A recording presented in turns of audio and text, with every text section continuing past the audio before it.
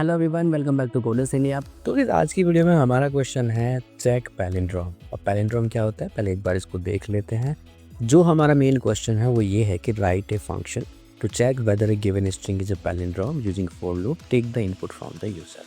तो सबसे पहले बात करें कि पैलिंड्रोम होता क्या है। तो पैलिंड्रोम सिंपल एक स्ट्रिंग होती है गाइस। अगर हम उस स्ट्रिंग का रिवर्स करते हैं तो वो सेम स्ट्रिंग मिलना चाहिए, तो वो बन जाता है हमारा पैलिंड्रोम। ओके, इंटरव्यू में हमेशा पूछा जाता है कि भाई आप चेक करके बताइए palindrome, but you do not have to use a built in function like colon colon -1 आप यूज़ करते हो, तो you do not have to use that. तो क्लियरली बोला जाता है कि फॉर लूप लगा के ये क्वेश्चन आपको करना है। अगर एग्जाम्पल की बात करें तो यहाँ पे पता चल सकता है कि MOM आपका एक पैलिंड्रोम है। अगर इसका रिवर्स कर दो आप तो आपको MOM मिलेगा। अदर वर्ड्स की बात करो लाइक मैडम होता है, ठीक है। तो मैडम का वर्ड का अगर आप रिवर्स करोगे then you will see that आपको वही वर्ड वापस मिल जाएगा और ये बन जाएगा एक आपका पैलिंड्रोम, ठीक है। तो इस आई होप समझ में आ गया व्हाट इज पैलिंड्रोम। तो चलिए जुपिटर नोटबुक में एक बार इसको लिखने की कोशिश करते हैं। तो सबसे पहले हम एक स्ट्रिंग लेते हैं यहाँ पर, और स्ट्रिंग के अंदर मैंने असाइन कर दिया है मॉम, ठीक है। और मोम के अंदर आप कह रहे हो कि भाई इसको आप रिवर्स कर दीजिए। रिवर्स कैसे करते हैं, अगर बिल्ट इन फंक्शन की बात करें तो यहाँ पे कॉलन कॉलन -1 करते हो तो आपको रिवर्स ऑर्डर मिल जाता है। और रिवर्स ऑर्डर के बाद आपने यहाँ पे लिखा कि चलो ठीक है, एक नया वेरिएबल ले लेते हैं और उस वेरिएबल के अंदर इसको स्टोर कर लेते हैं। और यहाँ पे हमने लिखा रिवर्स स्ट्रिंग इक्वल्स टू ये, और यहाँ पे हम लिखते हैं क्या हमारा string equals to reverse string के बराबर है। तो दिस ऑफ कोर्स ये कह रहा है कि ट्रू। इसका मतलब क्या है, ये एक पैलिंड्रोम है, ठीक है। अगर मैं कहूँ कि क्या अगर मैं कहूँ क्या दिस को चेक करिए तो ये क्या कह रहा है, फॉल्स। नहीं, आपका रिवर्स करने के बाद वो नहीं आ रहा है, ठीक है। और guys, क्या ये पॉसिबल है कि MOM मैं इस तरह से कर दूं, तो आप देखोगे फॉल्स आ रहा है, बट ये तो पैलिंड्रोम होना चाहिए था। तो इस तरह के एज केसेस भी हम आगे जाके देखेंगे। तो अभी तक हमें ये समझ में आ गया कि भाई MOM अगर इसका रिवर्स कर दिया जाए वर्ड का कि ये सेम ही आता है।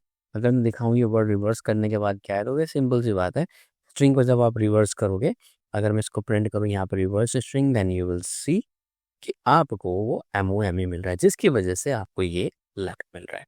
तो गाइस यही चेक करना है, बट वहाँ पे जैसे कि बोला था क्वेश्चन के अंदर that you do not have to use built in methods, तो इस केस में हम बिल्ट इन मेथड्स बिल्कुल भी यूज नहीं करेंगे। तो गाइस पूरा फंक्शन लिखने से पहले हम अपने कुछ एज केसेस देख लेते हैं, क्या क्या पॉसिबल एज केसेस हो सकते हैं। तो जितना मैंने देखा कि इसमें 4 से 5 हैंडल करने वाला हूँ। आपको अगर और केसेस भी लगते हैं आप हैंडल कर सकते हैं इसके अंदर। तो पहला एज केस मुझे लगता है कि what if the input is not a string. अगर इनपुट की जगह पर आपका जो स्ट्रिंग है वो ना आके आपका इंट आ जाए या फिर कोई और वैल्यू आ जाए, तो उसको आप कैसे हैंडल करोगे, ठीक है। हालांकि स्ट्रिंग के केसेस में इतना फर्क नहीं पड़ता है, क्योंकि स्ट्रिंग तो रिवर्स हो ही सकती है। दूसरा है कि what if the input string is empty और कंटेन्स ओनली स्पेसेस, कि भाई इसमें कुछ है ही नहीं, खाली स्पेसेस है। तो हम स्ट्रिप करके बता सकते हैं कि भाई आपके इसमें केवल एक ही स्पेस दिया हुआ है या फिर आपकी खाली स्ट्रिंग है, लाइक दैट। तीसरा, what if the string has leading और ट्रेलिंग स्पेसेस। कि समटाइम्स हो सकता है कि भाई बेशक आपकी जो स्ट्रिंग है वो पैलिंड्रोम है, but because Python is a case sensitive language और वहाँ पे स्पेस भी काउंट होते हैं। तो यहाँ पर अगर इस तरह के वर्ड आ जाते हैं कि लाइक MOM, उसके आगे पीछे स्पेस आ जाता है, तो वहाँ पे प्रॉब्लम हो सकती है। और स्ट्रिंग पैलिंड्रोम होने के बावजूद भी आपको पैलिंड्रोम ना दिखाई दे। एज केसेस हो सकता है कि what if the string contains upper case letters. सबसे बड़ी बात ये भी होती है कि MOM एम आपने कैपिटल कर दिया, तो Python is a case sensitive language, जिसकी वजह से कैपिटल और स्मॉल अलग अलग कंसीडर किए जाएंगे और आपका जो आउटपुट है वो पैलिंड्रोम नहीं आएगा। पांचवा एज केस हो सकता है कि what if the string has only one character. कैसे डील करेंगे, आप उसको पैलिंड्रोम दिखाएंगे या फिर नहीं दिखाएंगे। तो चलिए प्रोग्राम लिखना शुरू करते हैं, लाइक ऑलवेज जैसे हम करते आए हैं गाइस, डेफ। और यहाँ पे हम लिखने वाले हैं इज पैलिंड्रोम, जो कि हमारे फंक्शन का नाम है। तो भी आप उसका नाम रखना चाहो आप रख सकते हो, बट इस पैलिंड्रोम क्योंकि मैं इससे बूलियन वैल्यू रिटर्न करने वाला हूँ, जिसकी वजह से मैं इसका यही नाम रखने वाला हूँ, ठीक है। तो भाई सबसे पहले क्या आर्गूमेंट लेगा, ये हमारा एक टेक्स्ट आर्गूमेंट लेगा जो कि एक str होगा। और हमें ये क्या रिटर्न करने वाला है, ये हमें एक बूलियन वैल्यू रिटर्न करने वाला है। तो भाई डॉक्यूमेंटेशन हम इसकी यहाँ पे लिख देते हैं। डॉक्यूमेंट्स के अंदर हमने लिखा कि check whether a given string is a palindrome or not। इसके रिटर्न वैल्यू एक बूलियन है जो कि यहाँ पे आपको दिखा रहा है, और ये ट्रू रिटर्न करता है if string is a palindrome, otherwise ये फॉल्स रिटर्न करेगा। अगर कोई एक्सेप्शन रेज होता है, कि दो तरह के एक्सेप्शन हम इसके अंदर ले रहे हैं। पहला हम ले रहे हैं यहाँ पे टाइप एरर, और दूसरा ले रहे हैं हम यहाँ पे वैल्यू एरर। टाइप एरर आपको कब मिलेगा, if input is not a string.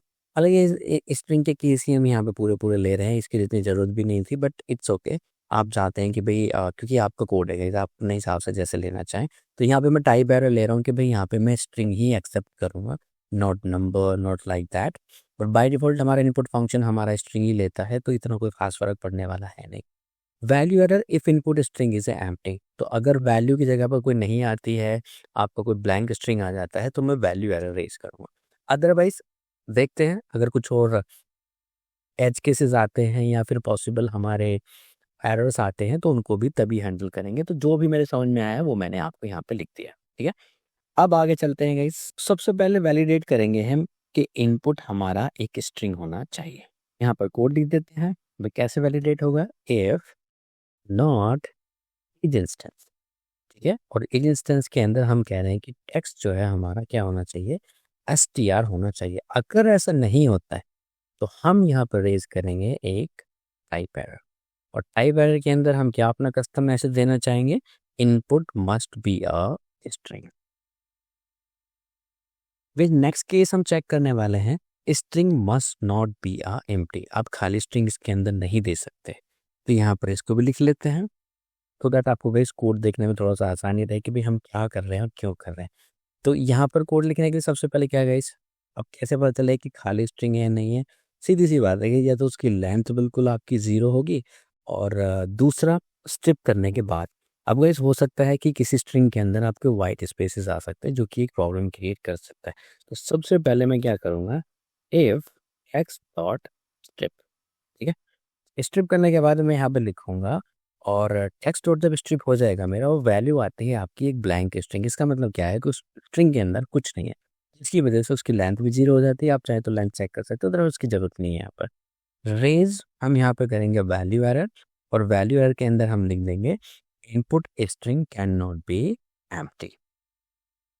अगर ऐसा नहीं होता है गाइस, मान लीजिए अगर ऐसा होता नहीं है कि भाई उसकी लेंथ जो है वो खाली स्ट्रिंग नहीं आता है, तो उस केस में गाइस हमें एक केस और हैंडल करना है, और वो केस क्या होगा? आप उसको लोअर में कन्वर्ट करना चाहोगे, तो उस केस में हमें क्या करना है कि जो हमारा टेक्स्ट ऊपर से आया है, पहली बात तो उसको हम स्ट्रिप करेंगे, क्योंकि गाइस हम चाहेंगे कि वाइट स्पेस हट जाए उसमें से। तो स्ट्रिप क्या करता है गाइस, एक बार मैं आपको बता देता हूँ। देखिए, यहाँ पर आपने कहा कि भाई आपके पास एक एस नाम की एक स्ट्रिंग है, और इसके अंदर आपने लिखा MOM। अब क्योंकि गाइस है तो ये पैलिंड्रोम ही, अब हो सकता है कि यूज़र ने उसमें कोई स्पेस दे दिया है, बट एग्ज़ैक्टली में ये है तो MOM ही ना। तो आप इसको हैंडल कर रहे हैं कि भाई MOM को हम मान के चलेंगे कि ये एक पैलिंड्रोम ही है। तो अगर आप इसका रिवर्स करोगे तो गाइस ये एक पैलिंड्रोम नहीं आएगा। क्यों नहीं आएगा? क्योंकि प्रॉब्लम हो सकती है यहाँ पे। लाइक अगर MOM हो तो वो भी पैलिंड्रोम नहीं आएगा। क्यों?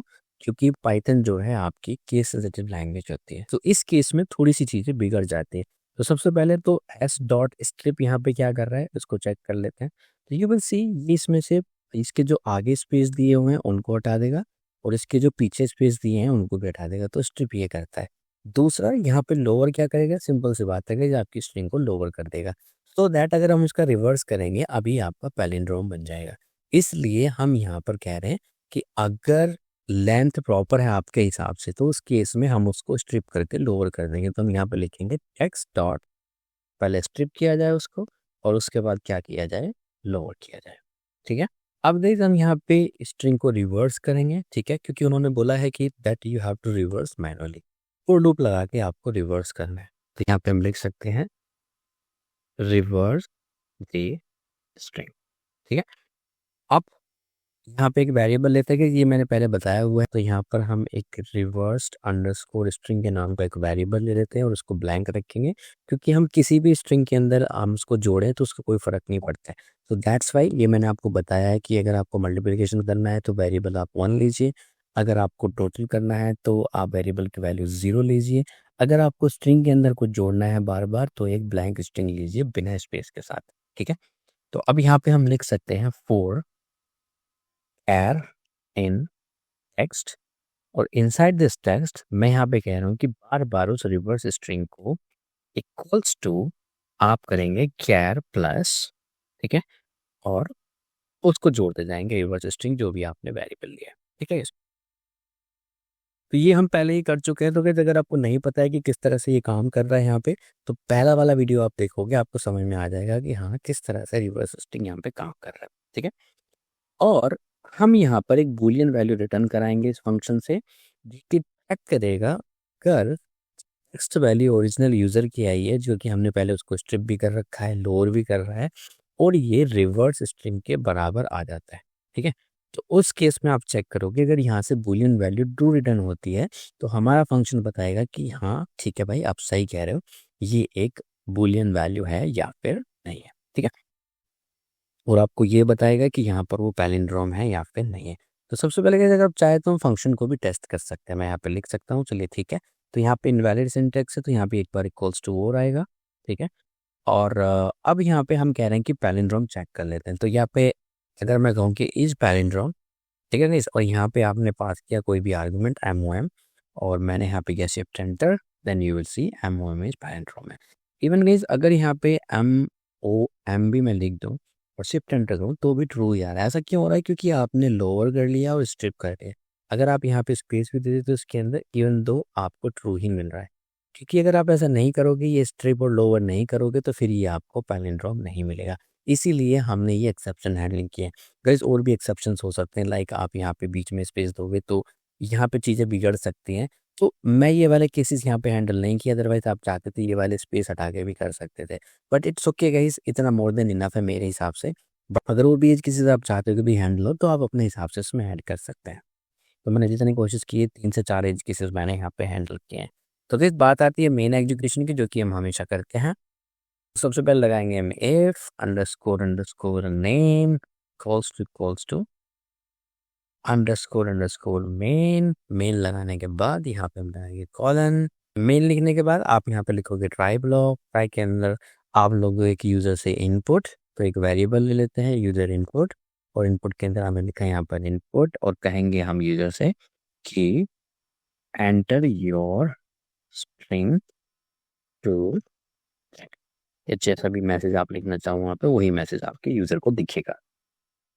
अब हम अपने फंक्शन को गाइस कॉल करना चाहेंगे। हम यहाँ पे कहेंगे कि हमारा जो ऊपर फंक्शन हमने बनाया है, क्या नाम है उसका, इज पैलिंड्रोम। अगर इस पैलिंड्रोम को कॉल किया जाता है और उसके अंदर ये यूज़र इनपुट पास किया जाता है, और वहाँ से एक वैल्यू बूलियन ट्रू रिटर्न होती है। अगर ये ट्रू रिटर्न होता है तो हम बोल देंगे थे आपका स्ट्रिंग जो है एक बूलियन वैल्यू है, तो हम बोल देंगे कि आपका जो स्ट्रिंग है वो एक पैलिंड्रोम है, अदरवाइज नहीं है।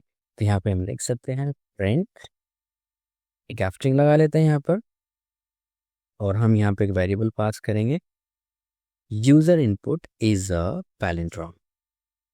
तो आपका जो यूजर इनपुट है यहाँ पर आप लिखोगे user input is a palindrome.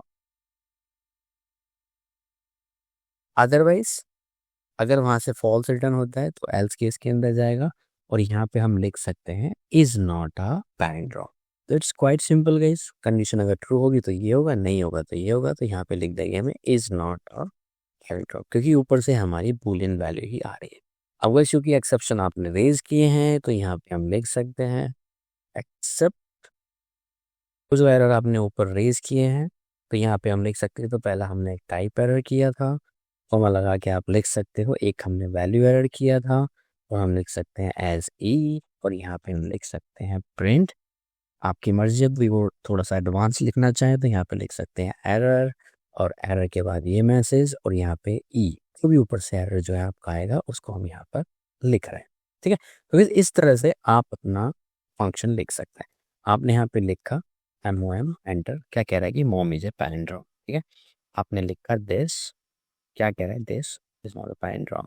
आपने चेक किया गया, क्या और कुछ चेक कर सकते हैं? क्या मैं MOM को भी चेक कर सकता हूँ? देन यू विल सी ये भी आपको पैलिंड्रोम ही बता रहा है। बट अगर ये आप केस ना करते ना, ये लोअर और स्ट्रिप ना करते, तो यहाँ पे प्रॉब्लम हो सकती थी। ठीक है, दूसरा आपने यहाँ पे स्पेस दे दिया बहुत सारा, उसके बाद आपने MOM लिखा, उसके बाद फिर स्पेस दे दिया, और उसके बाद जब आप यहाँ पे एंटर करोगे, ये देख रहे हो अभी भी ये क्या बता रहा है कि MOM is a palindrome. Even though guys एक चीज यहाँ पे दिखा रहा है कि आपके स्पेस को उसने किया नहीं है। मतलब वैसे तो ठीक कर दिया, आपके फंक्शन ने तो सही चेक कर दिया, स्पेस हटा के तब चेक किया है, बट आप यहाँ पे एज इट इज प्रिंट कर रहे हो। आप चाहो तो अपने इनपुट को भी ये कर सकते हो। ठीक है, यहाँ पे आप लिख सकते हो कि इनपुट मेरा थोड़ा-सा सही दिखाई दे, ठीक है? हालाँकि फ़ंक्शन आपका सही काम कर रहा है, तो कोई दिक्कत वाली बात नहीं है। यहाँ पे आप ये भी कर सकते हो कि पहले मैं स्ट्रिप कर दूँ इसको, जो हमारा इनपुट है और इसको यहाँ पे लोअर भी कर दूँ। तो यू विल सी जो ये जो इनपुट आपको दिखाई दे रहा है ना, वो थोड़ा-सा बेटर वे में दिख सकता है। तो यहाँ पे अगर मैंने बहुत सारा स्पेस दिया, यहाँ पे एमओएम लिखा और यहाँ पे इस तरह से लिखा और एंटर लिखा, देन यू सी अब की बार आपको एमओएम दिखाई देगा। आप यहाँ पे देखना चाहते हो कि भई मैं कोट्स भी दिखा दूँ इसके अंदर, तो गाइस यहाँ पे कोट्स भी दिखा सकते हो।